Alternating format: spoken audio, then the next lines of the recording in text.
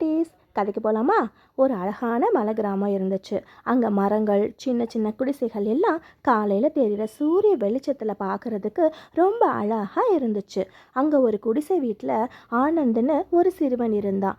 ஆனந்துக்கு அம்மா சாப்பாடு ஊட்டிகிட்டு இருந்தாங்க. அவன் அம்மா சமையலை ரொம்ப டேஸ்ட் பண்ணி சாப்பிட்டுட்டு இருந்தான். அவங்க அம்மா சமையல்னா அவனுக்கு ரொம்ப பிடிக்கும். அவங்க அப்பாவும் அப்பப்போ அம்மாவுக்கு உதவியாக இருப்பாங்க.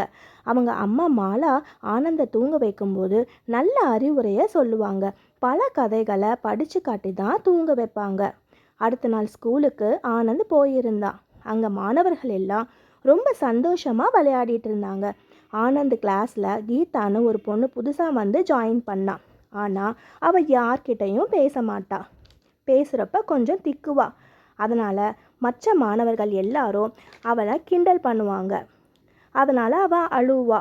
ஆனந்த் மட்டும், நீ கவலைப்படாத, குரல் பயிற்சி செஞ்சால் நீ சரளமாக படிக்கலாம், பயப்பட தேவையில்லை அப்படின்னு ரொம்ப ஆறுதலாக பேசுவான். இதனால் அவங்க 2 பேரும் ரொம்ப நல்ல ஃப்ரெண்ட்ஸ் ஆனாங்க. லஞ்சை கூட ஷேர் பண்ணி ரொம்ப சந்தோஷமாக சாப்பிடுவாங்க. ஆனந்த் சொல்கிற பேச்சை கீதா குரல் பயிற்சி செஞ்சு தன்னோட குறைய மாற்றிக்கிட்டா. ஒரு நாள் ஸ்கூலில் பேச்சு போட்டி வச்சாங்க. கீதா தைரியமாக கலந்துக்கிட்டு வின் பண்ணி ப்ரைஸும் வாங்கினா. மேடையில் இதுக்கெல்லாம் காரணம் ஆனந்த்னு ரொம்ப பெருமையாக பேசினா. ஆனந்தோட டீச்சரே ஆனந்த் வீட்டுக்கு வந்து ஸ்கூலில் நடந்ததையெல்லாம் சொன்னாங்க. இதை கேட்ட உடனே அவங்க அப்பா அம்மா ரொம்ப சந்தோஷப்பட்டாங்க. எங்கள் வீட்டோட உண்மையான அழகே அவன் நல்ல மனசு தான் அப்படின்னு சொன்னாங்க. புரியுதா குட்டீஸ்? நீங்களும் நல்ல மனசோட மற்றவங்களுக்கு ஹெல்ப் பண்ணுங்கள்.